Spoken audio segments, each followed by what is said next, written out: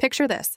You've spent months sleeping in subway, bathrooms and homeless shelters with your son, and then one day you get a call. The call that could change everything. But here's the twist. You're still broke, still hungry, and you only have one shot. Will you risk it all? This is part 3 of Chris Gardner's incredible true story. Previously, we saw how Chris Gardner, once a struggling medical equipment salesman, lost everything. His wife left, he was evicted, and he and his son ended up homeless.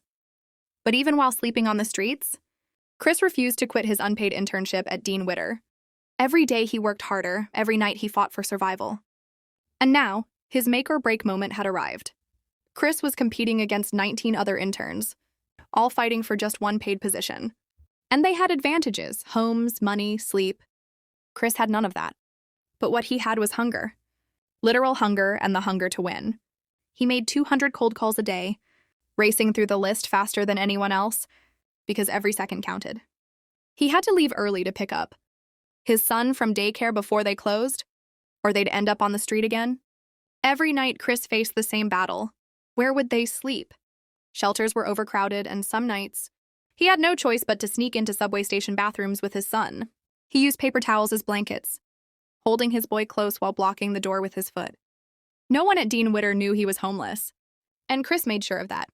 He showed up every day in his only suit, shining his shoes in public restrooms and keeping his head high. Then came the call.